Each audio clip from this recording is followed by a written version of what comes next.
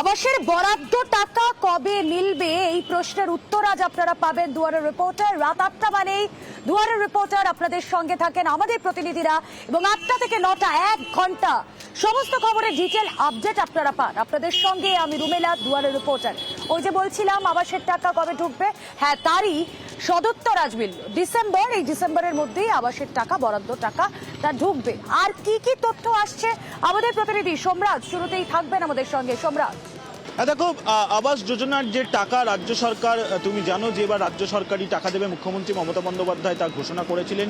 সেই মোতাবেক রাজ্যের পঞ্চায়েত দপ্তরের তরফে বিভিন্ন জেলায় জেলায় যে নির্দেশ পাঠানো হয়েছে সেখানে বলা হয়েছে 23শে ডিসেম্বরের মধ্যেই আবাস যোজনার টাকা যাতে ছেড়ে দেওয়া হয় সেই প্রস্তুতি নিয়ে রাখতে জেলাগুলিকে 23শে ডিসেম্বরের মধ্যেই যাতে টাকা ছেড়ে দেওয়া হয় সেই প্রস্তুতি নিয়ে রাখার নির্দেশ জেলা প্রশাসনগুলিকে বলেছে রাজ্যের পঞ্চায়েত দপ্তর।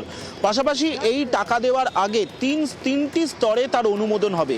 প্রথমত গ্রামসভা অনুমোদন দেবে, যা দেওয়া হবে 11ই ডিসেম্বরের মধ্যে।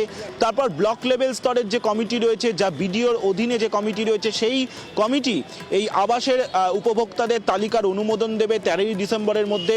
এবং তারপরে ডিস্ট্রিক্ট লেভেল কমিটি, যা জেলা শাসকের অধীনে রয়েছে, সেই কমিটি অনুমোদন দেবে 15ই ডিসেম্বরের মধ্যে। তারপর 23শে ডিসেম্বরের মধ্যেই প্রস্তুত থাকতে হবে টাকা দেওয়ার জন্য। ডিসেম্বর মাসেই রাজ্য সরকার প্রথম কিস্তির টাকা দেবে। কেন্দ্র টাকা দিচ্ছে না, রাজ্যই পুরো টাকা দেবে, যার নাম দেওয়া হচ্ছে বাংলার বাড়ি।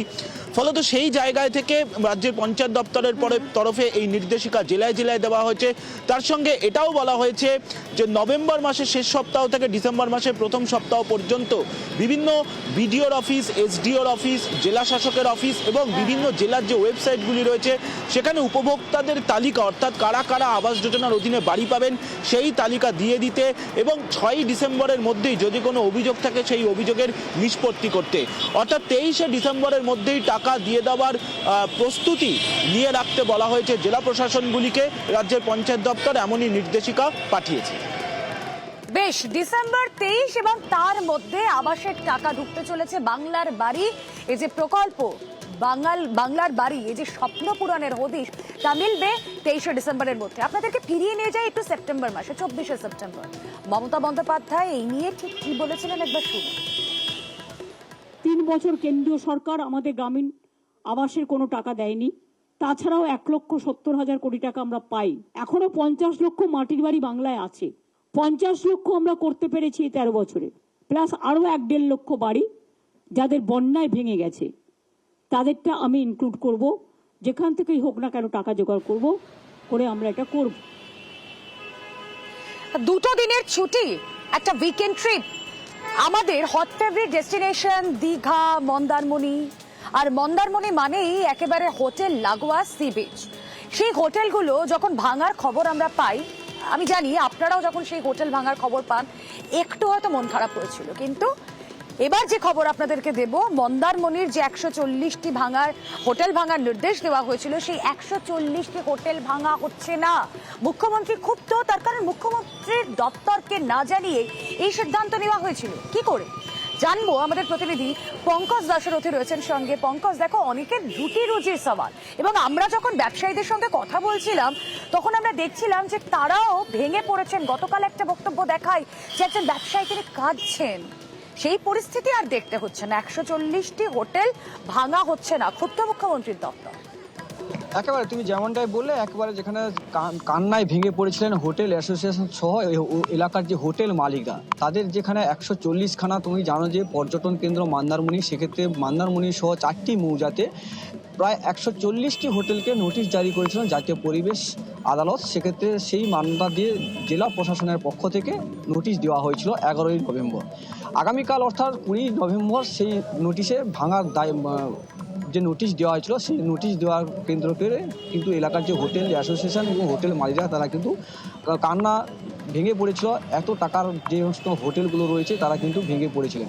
সেক্ষেত্রে আজকেই কিন্তু সকালেও দেখিয়েছিলাম আমরা খবর, সেই ভাঙার খবর। তারপরে কিছুক্ষণের পরেই কিন্তু যেখানে এলাকার বিধায়ক, যেখানে অখিল গিরি, তিনি কিন্তু সচিবালয় অর্থাৎ নবান্ন সচিবালয়ে গিয়ে কিন্তু এই যে 40খানা হোটেলের যে তালিকা, সেই সমস্ত তালিকা নিয়ে কিন্তু যাওয়া হয় মুখ্যমন্ত্রীর কাছে। সেখানে বসানোর পরে কিন্তু মুখ্যমন্ত্রী পুরো বিষয়টা জানতে পারেন, যেখানে এই নোটিশ দেওয়া হয়েছে কিন্তু মুখ্যমন্ত্রী কিন্তু জানেন না। সেক্ষেত্রে এই বিষয় নিয়ে কিন্তু তিনি পরিষ্কার জানিয়ে দিয়েছেন যে হোটেল আপাতত ভাঙা হবে না। এই খবর শোনার একেবারে মাত্রই রামনগরের কিন্তু এলাকায় বিধায়ক অখিল গিরি, আমরা গতকালও তার বক্তব্য শুনেছিলাম, এবং এই যে মন্দারমণির হোটেল ভাঙার সিদ্ধান্ত, শুধু মন্দারমণি নয় কিন্তু দাদন পাত্রবার, রামনগর, এইরকম জায়গাগুলোরও বেশ কয়েকটি নির্মাণ ভেঙে ফেলার সিদ্ধান্ত নেওয়া হয়েছিল এবং মন্দারমণির 140টি হোটেল এসে পড়েছিল তারই মধ্যে। অখিল গিরি তিনি জানিয়েছেন নবান্নে, তিনি বলছেন যে মুখ্যমন্ত্রীর দপ্তর কিছুই জানতো না, মুখ্যমন্ত্রী কিছুই জানতেন না। শুনুন একবার। মুখ্যমন্ত্রী বার্তা দিয়েছেন, আমি গেছিলাম মুখ্যমন্ত্রীর কাছে, এখানে 140টি হোটেল ভাঙার ব্যাপারে যে নোটিশ জারি হয়েছে সেই ব্যাপারে ওনার নলেজে আনলাম। উনি পরিষ্কারভাবে বলেছেন যে এই ভাঙার ব্যাপারে যে জানি না আমি, আমাদের রাজ্য সরকার জানে না, আমরাও জানি না, চিফ সেক্রেটারি জানে না, কেউ জানে না। আমরা রাজ্য সরকার ওখানে হোটেল ভাঙতে যাবে না, মন্দারমণিতে কোনো হোটেল ভাঙার বিপক্ষে আমরা, এবং রাজ্য সরকার ওখানে হোটেল ভাঙতে যাবে না। খুব স্বাভাবিকভাবেই গতকাল যাকে আমরা কাঁপতে দেখেছিলাম হোটেল অ্যাসোসিয়েশনের সভাপতি, আজ এই খবরের পর যেই হোটেল ভাঙা হচ্ছে না এই সিদ্ধান্ত রদ হয়ে যাওয়ার পর তার মুখে চওড়া হাসি। হোটেল মালিক কি বলছেন একবার শোনা যাক। অশেষ ধন্যবাদ মুখ্যমন্ত্রীকে জানাবো। নোটিশ পাওয়ার পর থেকে যেটা আমাদের মধ্যে প্যানিক তৈরি হয়েছিল, আজকে কিছুটা হলেও আমরা স্বস্তির অবকাশ আমাদের হয়েছে। যেহেতু কোর্টের ব্যাপার যেটা আছে, নিশ্চয়ই কোর্টকে সম্মান দিয়ে আমরা বলি, কোর্টের ব্যাপার যেটা আছে আমরা নিশ্চয়ই কোর্টের লড়াইটা, আমরা আইনি লড়াইটা লড়ছি। মহামান্য আদালতের কাছে অনুরোধ করব যাতে মন্দারমণির ব্যাপারটাকে বিবেচনার মাধ্যমে দেখা হোক। তো আমরা এইটুকু বলবো, মন্দারমণি একটা ট্যুরিজম জায়গা, এখানে বৃহৎ আকারে মানুষ কর্মসংস্থানের সঙ্গে জড়িয়ে আছে, সেই জায়গাটা মানবিক হিসাবে উনি দেখেছেন, এর জন্য অশেষ ধন্যবাদ ওনাকে জানাই। না, অত্যন্ত ভালো লাগছে। ডাইরেক্টলি ইনডাইরেক্টলি অনেক মানুষ এর মধ্যে জড়িত ছিলেন, তারা সবাই চিন্তিত ছিলেন, সবাই কান্নাকাটি শুরু করেছিলেন, মৃতপ্রায় অবস্থা হয়ে গেছিল, এবং মানবিক মুখ্যমন্ত্রী তিনি এতগুলো পরিবারের দিকে তাকিয়ে যে ভাঙার অর্ডারটা ছিল সেটাকে উনি রদ করেছেন এবং ভাঙার বিপক্ষে মতামত জানিয়েছেন। এই জন্য আমরা আপনাদের দ্বারা সম্মানীয় মুখ্যমন্ত্রীকে অবশ্য ধন্যবাদ জানাচ্ছি। মাননীয় মুখ্যমন্ত্রীকে আমি আমার ব্যক্তিগতভাবে বা আমাদের মন্দারমণি পর্যটন বিভাগ থেকে আন্তরিকভাবে শ্রদ্ধা এবং কৃতজ্ঞতা জানাচ্ছি। আজকে 10 দিন আগে যে নোটিশ আমরা জেলা প্রশাসক থেকে পেয়েছিলাম, তাতে আমাদের প্রায় প্রত্যেকেরই খাওয়া ঘুম উড়ে গেছিল। তো আজকে দুপুরের পরে আমাদের মাননীয় মুখ্যমন্ত্রীর এই সংবাদ পাওয়ার পরে আমরা অনেকটা স্বস্তি পেয়েছি। এজন্য এখন আমরা একটু বেঁচে থাকার একটা কিছুটা পেয়ে যাচ্ছি।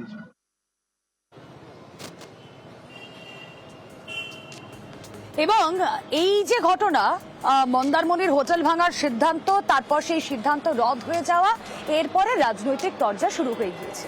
তার কারণ আপনার আমার মনে স্বাভাবিকভাবে একটা প্রশ্ন উঠবে যে আজকে যখন এটা বেআইনি নির্মাণ বলা হচ্ছে, তখন ভাঙার সিদ্ধান্ত নেওয়া হচ্ছে, কিন্তু যখন এগুলো নির্মিত হয়েছিল তখন কেন অনুমোদন দেওয়া হয়েছিল?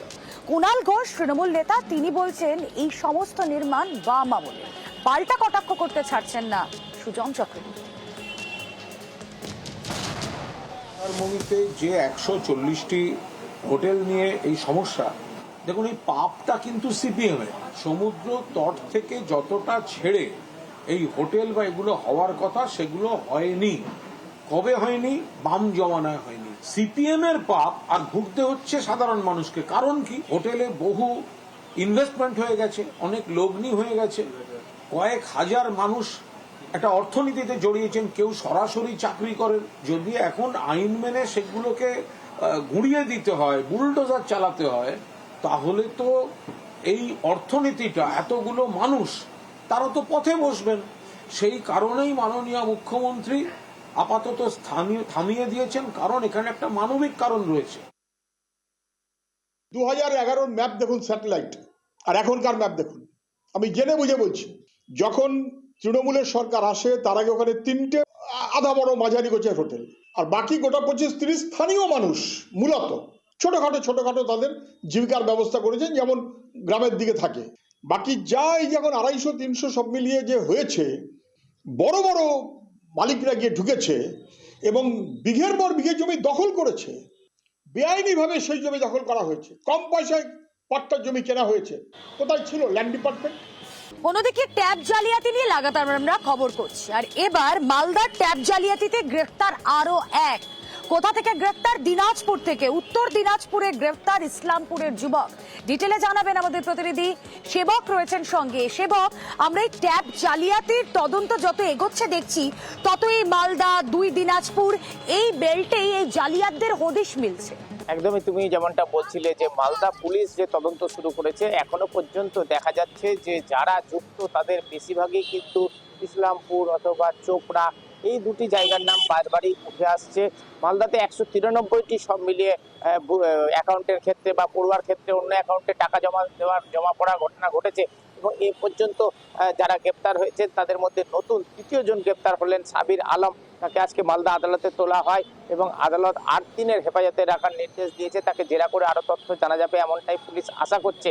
এই সাবির আলমের অ্যাকাউন্টে মালদার হবিবপুরের কেন্দ্রপুকুর স্কুলের এক পড়ুয়ার 10,000 টাকা ট্যাবের সেই টাকা জমা পড়ে এবং টাকা জমা পড়ার পরপরই সেই টাকা তুলেও নেওয়া হয়। প্রাথমিক জিজ্ঞাসাবাদে সাবির আলম দাবি করছে যে সে অন্য একজনকে টাকা জমা করার জন্য তার অ্যাকাউন্ট নাম্বার দিয়েছিল এবং সেই টাকা তুলে দিয়েও দিয়েছে, বিনিময়ে কিছু কমিশন পেয়েছে। শুধু কমিশনের ভিত্তিতে এইভাবে নিজের অ্যাকাউন্ট অন্যকে ব্যবহার করতে দেওয়া এতটা সহজ নয় যতটা সাবির আলম বলছে, এমনটাই তদন্তকারীরা মনে করছে। আর তদন্তকারীদের দাবি তাকে জেরা করে আরো অনেক তথ্য পাওয়া যাবে, যার থেকে এই ট্যাব কেলেঙ্কারি আরো গভীরে যাওয়া সম্ভব এবং তার জন্যই তাকে হেফাজতে নেওয়া হয়েছে। রুমেলা।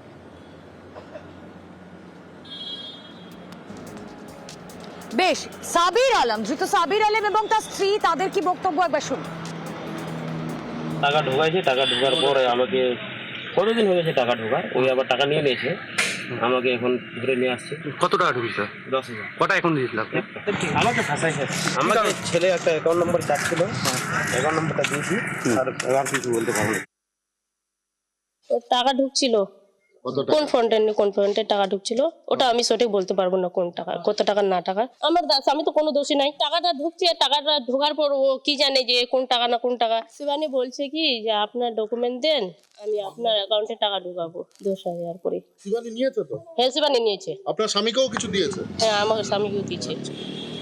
একাধিক সময় একাধিক বিশ্ববিদ্যালয়ে গরমিলের খবর, দুর্নীতির খবর আমরা করেছি, আর এবার শিরোনামের রায়গঞ্জ বিশ্ববিদ্যালয় ক্যাগ রিপোর্টে বিস্তর গরমিলের অভিযোগ আমরা দেখছি। কোথায় কোথায় গরমিল? পুকুর সংস্কার, গাড়ি কেনা, সবেতেই একদম তালিকা ধরে ধরে গরমিল এসেছে ক্যাগ রিপোর্টে। কিন্তু এই যে লক্ষ লক্ষ টাকার দুর্নীতি রায়গঞ্জ বিশ্ববিদ্যালয়ে, তার দায় কার? প্রতিনিধি মুক্তার রয়েছেন সঙ্গে, ডিটেলে জানাতে পারবেন মুক্তার। দেখো রুমেলা, এবারে রায়গঞ্জ বিশ্ববিদ্যালয়ে কোটি কোটি টাকার দুর্নীতির অভিযোগ উঠে আসছেন। সেখানে দেখা যাচ্ছে যে রাজ্য সরকার যখন হিসাব দিয়েছে তখন বিশ্ববিদ্যালয়ের কাছে, তখন সঠিকভাবে সেই হিসাব দিতে পারেনি। তখনই কমিটি গঠন করা হয়। তারপরে যখন উঠে আসে 73 পাতাতে দুর্নীতির অভিযোগ প্রায় কয়েক কোটি টাকা। তোমাকে বলতে পারি যে যেমন গাড়ি কেনা থেকে শুরু করে পুকুর সংস্কারের থেকে শুরু করে এবং যে ভাইস চ্যান্সেলর যে বাংলো রয়েছে সেখানে সিসিটিভি বসানো থেকে শুরু করে সব ক্ষেত্রে দুর্নীতির অভিযোগ। কারণ এই দুর্নীতির অভিযোগকে কেন্দ্র করে শাসক বিরোধীতে তরজা রায়গঞ্জে। পাশাপাশি আরও বলা যেতে পারে যে এই যে সবচেয়ে বড় বিষয় যে আসবাবপত্র যে নিয়ে যাবে ভাইস চ্যান্সেলর বাড়িতে, তার বিল হয়েছে 5 লক্ষ টাকা। এই যে এত বড় টাকার দুর্নীতি, এবং সেখানে কিন্তু রায়গঞ্জের ভাইস চ্যান্সেলর সদুত্তর উত্তর দিতে পারেনি। কিন্তু তিনি দাবি রাখছেন যে রাজ্য সরকারের কাছে যেন সঠিক তদন্ত হোক। আর এর পিছনে এর আগে 2015 সাল থেকে 2021 সালে যে ভাইস চ্যান্সেলর ছিলেন তার বিরুদ্ধে কিন্তু অভিযোগ উঠেছেন এবং প্রায় কয়েক বছর কেটে গেছে সেই রিপোর্ট তৈরি করতে, কিন্তু এখনও সেই সঠিক রিপোর্ট এবং বা কারা এর সঙ্গে জড়িত এখনো কিন্তু প্রশাসন সেইভাবে গ্রহণ করতে স্টেপ নিতে পারেনি। তো বলা যেতে পারে যে যারা এর সঙ্গে জড়িত তাদের কি শাস্তি হবে, বা তারা একেবারে যদি এটা না ধরা পড়ে যে কে বা কারা এর সাথে জড়িত, তাহলে দুর্নীতি আরে বহরে পরবর্তীতে আরো বাড়বে। সে বিষয়ে তো সত্যিই কোনো সন্দেহ নেই। ক্যাগ রিপোর্ট আমরা পেয়েছি, মোটামুটি দেখেছি আমরা ক্যাগ রিপোর্ট, বিভিন্ন অসঙ্গতি রয়েছে। এখন যে যে সেক্টরে অসঙ্গতিগুলো রয়েছে রেজিস্ট্রার সাহেব, এফও সাহেবকে আমি জানিয়েছি যে সেই সেক্টরে চিঠি দিয়ে তাদের সদুত্তরগুলো জানার চেষ্টা করতে হবে এবং পরবর্তীকালে সেই রিপোর্ট ইসিতে প্লেস করা হবে এবং ইসিতে প্লেস করার পরে যে সিদ্ধান্ত হচ্ছে সেইটা গভর্নমেন্টের কাছে পাঠানো হবে। যে কোনো ইউনিভার্সিটি হচ্ছে একটা স্বশাসিত সংস্থা, তাদের ডেভেলপমেন্ট ওয়ার্ক কিভাবে হবে না হবে সমস্ত বিষয়টা ইউনিভার্সিটি দেখে, এখানে সরকারের কোনো কন্ট্রোল থাকে না। তো সেই ক্ষেত্রে যদি কোথাও কোনো ভুল হয়ে থাকে, কোথাও টেন্ডার প্রক্রিয়ায় কোনো অবৈধতা থেকে থাকে, তার দায় দায়িত্ব সম্পূর্ণ ইউনিভার্সিটি কর্তৃপক্ষের উপরেই বর্তায়। নিশ্চয়ই ওনাদের যে ইসি বডি আছে সেখানে মিটিংয়ের পরে যে সিদ্ধান্ত হবে, তারা রিপোর্ট পাঠালে বিষয়টা সরকার নিশ্চয়ই দেখতে পারে। ক্যাগ রিপোর্ট দেখে তো রাজ্য সরকারের উচিত যে তাদের বিরুদ্ধে তদন্তের ব্যবস্থা করা, তদন্ত করা উচিত। তদন্ত করলে পরে সমস্ত বিষয় সামনে চলে আসবে, কারা টাকা মেরেছে, টাকা নয়ছয় করেছে।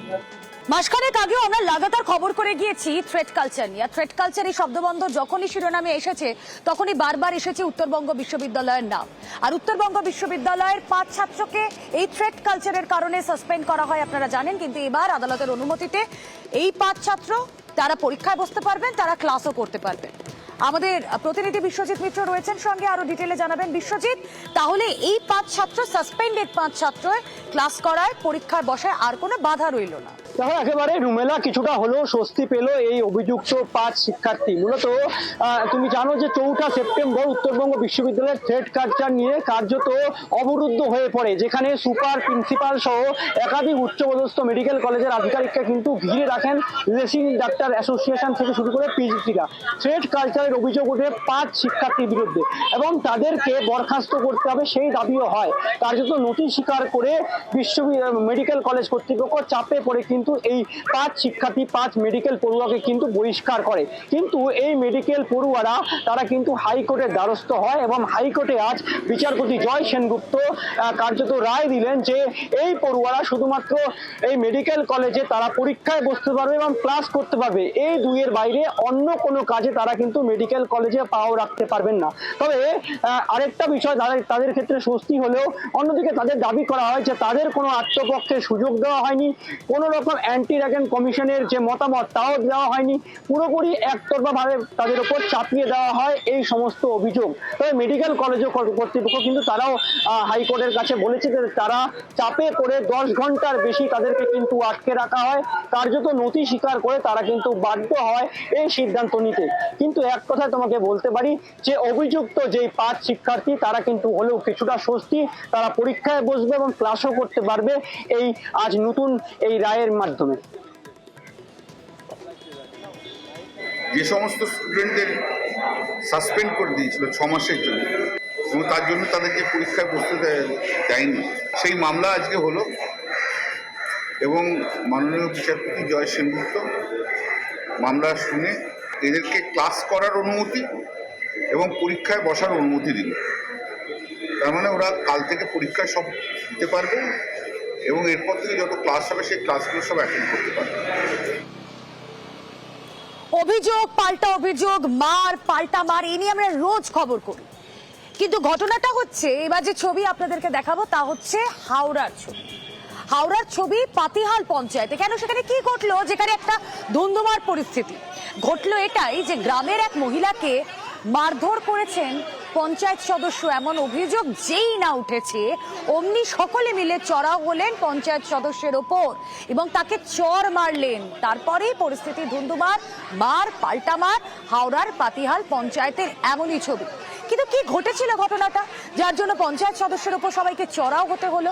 আমরা জেনে নিই, আমাদের প্রতিনিধি দেবাশিস চক্রবর্তী রয়েছেন সঙ্গে। দেবাশিস, দেখো, এই জগৎবল্লভপুর ব্লক এলাকার পঞ্চায়েত, পাতিহাল পঞ্চায়েত 118 নম্বর বুথ এলাকায় বালেবেদিয়া জায়গা, সেখানে বারবার করে স্থানীয় বাসিন্দাদের তরফ থেকে অভিযোগ হচ্ছিল এলাকার রাস্তাঘাট, আলো এবং পানীয় জলের দীর্ঘ সমস্যা ছিল। সেই 118 নম্বর বুথের যে পঞ্চায়েত সদস্য ছিলেন সুদীপ ঘোষ, তাকে বারবার লিখিতভাবে অভিযোগ করা, বিভিন্ন লিখিতভাবে দাবি জানানো, কিন্তু কোনো কাজই বছর বছর হচ্ছিল না। এরপর গতকাল যখন সেখানে পঞ্চায়েতে অফিসে যেখানে বৈঠক বসেছিল, গ্রাম সভা বসেছিল, প্রধান ছিল, উপপ্রধানরা ছিল, সেই সময় গ্রামবাসীরা দল বেঁধে প্রধানকে বিষয়টি জানাতে যায়। কিন্তু কেন তাকে না জানিয়ে প্রধানের কাছে গেছেন, সেই কারণেই কিন্তু গ্রামবাসীদের উপর চড়াও হন এই পঞ্চায়েত সদস্য সুদীপ ঘোষ এক মহিলাকে পর্যন্ত মারধর করা হয় এবং সেই ঘটনা ঘিরেই উত্তাল পরিস্থিতি তৈরি হয়, যেখানে গ্রামবাসীরা কার্যত পঞ্চায়েত অফিসে ঢুকে যে পঞ্চায়েতের সদস্য সুদীপ ঘোষ তাকে চর থাপ্পড় মারতে শুরু করে।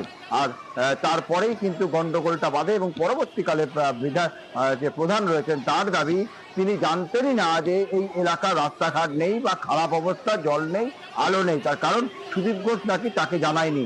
একদিকে যেরকম অভিযোগ স্বীকার করে নেওয়া হয়েছে পঞ্চায়েতের তরফ থেকে, ঠিক তার পাশাপাশি মহিলাকে মারধরের ঘটনায় সুদীপ ঘোষের বিরুদ্ধে সেই বেশ দেবাশিস, তার মানে একটা পুঞ্জীভূত ক্ষোভ ছিলই, কারণ স্থানীয় বাসিন্দাদের যে রিয়াকশন আমরা পেয়েছি সেখানে তারা বলছেন দীর্ঘদিন ধরে রাস্তা খারাপ, বেহাল দশা, পঞ্চায়েত প্রধানকে বলা হয়েছে কিন্তু কেউ কথা কানে নেয়।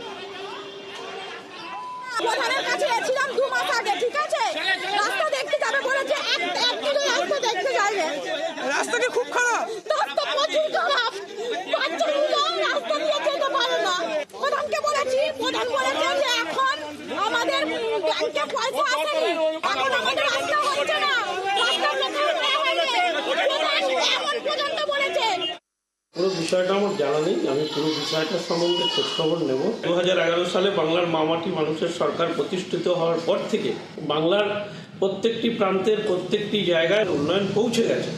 সেখানে যদি এখনো কোথাও উন্নয়ন পৌঁছানোর ক্ষেত্রে কোনো ঘাটতি থেকে থাকে, আমি অবশ্যই ওই এলাকার পাতিয়াল গ্রাম পঞ্চায়েতের প্রধানের সঙ্গে কথা বলে, পঞ্চায়েত সমিতির পক্ষ থেকে এবং প্রধানের সঙ্গেও কথা বলে সেই এলাকার উন্নয়ন আমরা মানুষের কাছে পৌঁছে দিতে বদ্ধপরিকর। অনেক সময় এরকম হয় না যে আমরা যা জানি না, অনেক সময় কেন বলছি, হয়তো সবসময় তাই হয়, আমরা যা জানি না তা জানার উৎসাহ আমাদের কয়েক গুণ বেশি থাকে। এই জন্য ইতিহাসের পাতা উল্টাতে উল্টাতে যখন আমরা কোনো সুড়ঙ্গ পড়তে পারি, যখন কোনো সুড়ঙ্গের হদিশ পাই সেই ইতিহাসের পাতায়, সেটা আমাদের কাছে ভীষণ ইন্টারেস্টিং লাগে। শুধু ইতিহাসের পাতা কেন বলছি, আমাদের শহরে জেলায় যখন যখন কোনো সুড়ঙ্গের হদিশ মিলেছে তখন আমাদের ইন্টারেস্ট আরও কয়েক গুণ বেড়ে গিয়েছে যে ওই সুড়ঙ্গের ঠিক ওপারে কি আছে। এরকমই এক সুড়ঙ্গের হদিশ পাওয়া গেল কোথায় জানেন? পিংলায়। কি হচ্ছিল আপনাদেরকে বলি খুব ছোট করে, একটা বাড়ি তৈরি হচ্ছিল। সেই বাড়ি তৈরির জন্য ভিতের কাজ হচ্ছিল, খোঁড়া হচ্ছিল, মাটি খোঁড়া হচ্ছিল, আর মাটি খুঁড়তেই কোপ বসানোর পরেই দেখা গেল একটা সুড়ঙ্গ। কিন্তু সেই সুড়ঙ্গ কিসে, সেই সুড়ঙ্গ কবে তৈরি, আসুন একটু জানার চেষ্টা করি। আমার তো বিষয়টা খুব ইন্টারেস্টিং লেগেছে। আমাদের প্রতিনিধি দিগ্বিজয় রয়েছেন সঙ্গে। দিগ্বিজয়, দেখো রুমেলা, ইতিমধ্যেই এই যে ঘটনা, সেই ঘটনায় কিন্তু যথেষ্ট পিংলায় চাঞ্চল্য এবং কৌতূহলী মানুষের কিন্তু সকাল থেকেই ভিড় ছিল পিংলার যে অনিমা ঘোষের বাড়ি সেখানে। যেন তার বাড়ির ভিতের কাজ চলছিল এবং সেই ভিত করার কাজের সময়ই কিন্তু এই সুড়ঙ্গ বেরোয়, প্রায় 15 ফুট যে লম্বা একটি সুড়ঙ্গ, তা দেখতে কিন্তু উৎসুক মানুষের ভিড় যথেষ্ট ছিল। এই খবর প্রশাসনে যাওয়ার পরেই প্রশাসনের পক্ষ থেকে কিন্তু কাজ বন্ধ করে দেওয়া হয়। বিকেলে বিডিও সহ প্রশাসনিক আধিকারিকরা তারা এসে পরিদর্শন করেন, নমুনা সংগ্রহ করেন এবং ওই যে সুড়ঙ্গ তার ছবি বিভিন্ন জায়গায় পাঠায় এবং এটা কি প্রকৃত কি, এর মধ্যে কি রয়েছে তা জানার জন্য কিন্তু জেলায় সমস্ত জিনিসপত্র তথ্য পাঠানো হয়েছে এবং সেটা নিয়ে তদন্তও হবে।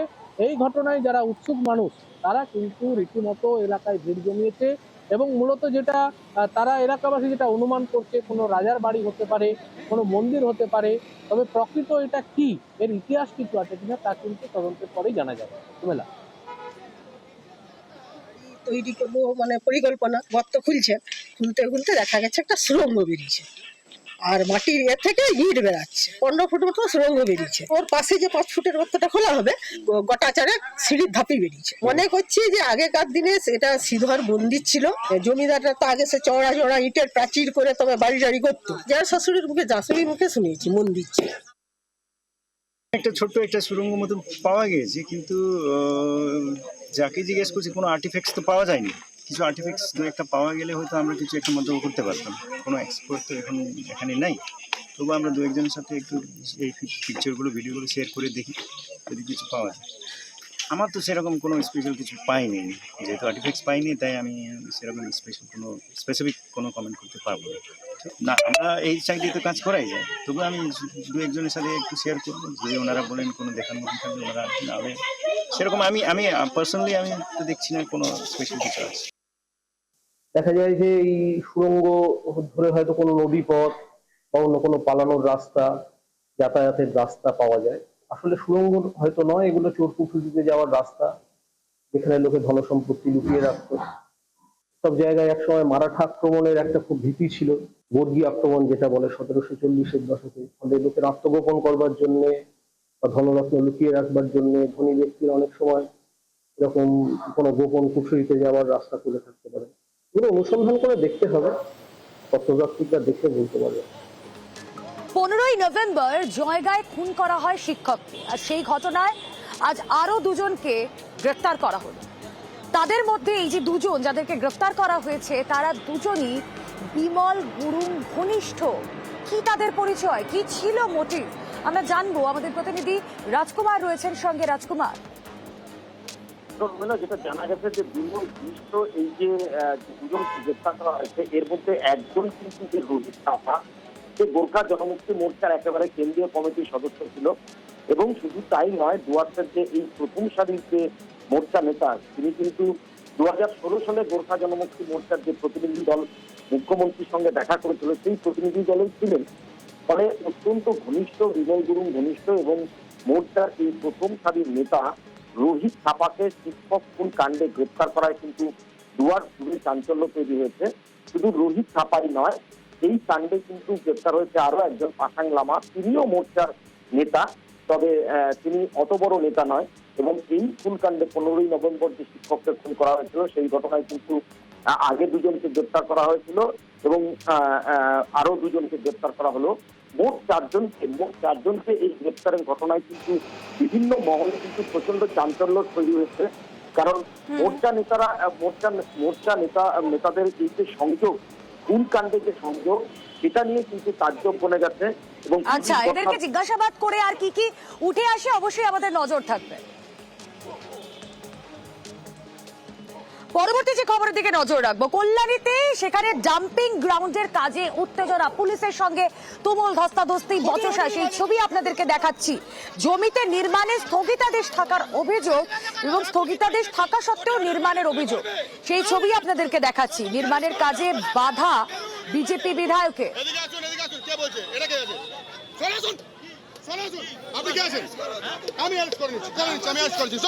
রঞ্জিত প্রতিনিধি রয়েছেন আমাদের সঙ্গে। রঞ্জিত, 8 নম্বর ওয়ার্ডে এই জমি চিহ্নিত করা হয়েছিল এবং এই জমি সরকারিভাবে হস্তান্তর করা হয়েছে এবং এখানেই কিন্তু ডাম্পিং গ্রাউন্ড তৈরি করা হবে, সেই অনুযায়ী কাজ শুরু হয়েছিল এবং পাঁচিল দেওয়ার কাজ শুরু করেছিল পৌরসভার পক্ষ থেকে। যেটা অভিযোগ করছে স্থানীয় বিধায়ক তিনি অম্বিকা রায়, তার যেটা অভিযোগ যে এই জমিতে স্টে অর্ডার রয়েছে, অর্থাৎ এখানে কোনো নির্মাণ করা যাবে না। কোর্ট সেই রায় দিয়েছে, কিন্তু তারপরেও কল্যাণী পৌরসভা কোনো কথা শুনছে না। সেই কোর্টের যে আইন যে অর্ডার সেটাকে মান্যতা দিচ্ছে না, কাজ করাচ্ছে। তবে স্থানীয় বাসিন্দা যারা রয়েছে তাদের একটা অভিযোগ রয়েছে যে যেই জমিতে এখানে ডাম্পিং গ্রাউন্ড তৈরি হবে সেখানে তারা দীর্ঘদিন এবং যদি এবার একটু ভাটপাড়ার ছবি দেখায়। সেই ভাটপাড়ায় অবাধে পুকুর ভরাট এবং জমির মালিক, সেই জমির মালিককে তাকে প্রাণনাশের হুমকিও দেওয়া হয়, এমনটা এই প্রমোটারের দৌরাত্ম্য সেখানে। ভাটপাড়া সেই ছবি আপনাদেরকে দেখাবো, যেখানে পুকুর ভরাটকে কেন্দ্র করে ব্যাপক উত্তেজনা। জমি মালিককে প্রাণহানির হুমকি, প্রমোটারের বিরুদ্ধে পুকুর ভরাটের অভিযোগ। ভাটপাড়ার 28 নম্বর ওয়ার্ডে ঠিক কি ঘটছিল জানাবেন আমাদের প্রতিনিধি অরুণ রয়েছেন সঙ্গে। অরুণ, হ্যাঁ দেখো, ভাটপাড়ায় 28 নম্বর ওয়ার্ডে এক ভদ্রলোক, তিনি একাই থাকেন, তার 78 বছর বয়স। তার পাশের জমিটাই কিন্তু তার প্রমোটারের খপ্পরে পড়ে। সমস্ত জমিটা কিন্তু তার কাছ থেকে নিয়ে নেওয়া হয়, তার দাদার নাম করে তার কাছ থেকে সই করে সমস্ত কিছু তারা নিয়ে নেয়। কিন্তু এই জমিটা নিয়ে নেওয়ার পর থেকে কিন্তু তাকে শুধু তাই নয়, তার কাছ থেকে 32 লক্ষ টাকা তার ব্যাংক অ্যাকাউন্ট থেকে কিন্তু নানাভাবে প্রলোভন দেখিয়ে তার কাছ থেকে নিয়ে নেওয়া হয়। যেহেতু তার বয়স হয়ে গেছে, তারপর থেকে কিন্তু তাকে প্রতিনিয়ত হুমকি দেওয়া হচ্ছে, যদি এই কথা কাউকে বলে বা 2 কান থেকে 3 কান হয় তাহলে কিন্তু গুলি করে মেরে ফেলা হবে, এমনটাই হুমকি দিচ্ছেন। ভয়ে কিন্তু এই পৌর কোথাও কিন্তু অভিযোগ করতে পারছেন না। একবার তিনি জগদ্দল থানায় তিনি অভিযোগ দায়ের করেছিলেন, তারপর থেকে কিন্তু ভয়ে আতঙ্কে রয়েছে, বাড়ির তালা খুলতে পারছেন না। একটা প্রমোটারের ঠিক কতটা দাপট থাকলে এরকম ঘটনা ঘটতে পারে। আসলে আমরা ভাটপাড়া থেকে চলে যাই এবার একটু মালদায়। আপনাদের গতকালই বলছিলাম না, যখন সেচমন্ত্রী মানস ভুঁইয়া সেখানে পরিদর্শনে গিয়ে একরাশ ক্ষোভ উগরে দিয়েছেন, তখন এই মালদার ভাঙন সমস্যা নিয়ে সত্যি আমাদের ভাবতে হবে। তার কারণ যেভাবে ভাঙন চলছে সেভাবে চলতে থাকলে মালদার মানচিত্রটাই হয়তো একদিনকে বদলে যাবে। এবং গতকাল রাতে যে ভাঙন শুরু হয়েছে আমরা তাতে দেখতে পেয়েছি 12টি দোকান তলিয়ে গিয়েছে শ্মশান। কি পরিস্থিতি, কিভাবে দিন গুজরান সেখানকার মানুষের? সেবক প্রতিনিধি রয়েছেন আমাদের সঙ্গে। সেবক, একদমই দেখো, অসময়ে ভয়াবহ নদী ভাঙন, গঙ্গার ভাঙনে গতকাল রাত 2টা থেকে ভাঙন শুরু হয়। কয়েক ঘন্টার মধ্যে তলিয়ে যায় অন্তত 12-14টি অস্থায়ী দোকান। এবং নদী এতটাই এগিয়ে এসেছে, প্রায় 1 কিলোমিটার এলাকা জুড়ে, বিস্তৃত অঞ্চল জুড়ে ভাঙন হয়েছে। এবং নদী এতটাই এগিয়ে এসেছে যে আরো 50-60টি দোকান সেগুলি ভাঙনের মুখে পড়েছে। লোকজন আতঙ্কে এই অস্থায়ী নির্মাণ ঘরবাড়ি সেগুলি ভেঙে নিয়ে ছড়িয়ে চলে যাচ্ছেন। পরিস্থিতি এতটাই খারাপ যে ভাঙন রোধের কাজ না হলে এই ভাঙন কোথায় গিয়ে থামবে তা স্থানীয় মানুষও এই নিয়ে উদ্বিগ্ন, আতঙ্কিত। গতকাল রাতে সকলে যখন ঘুমন্ত অবস্থায় ছিলেন সেই সময় নদীর প্রবল গর্জন শুনে তারা যখন পাড়ে ছুটে যান তখন দেখেন বিধ্বংসী ভাঙন।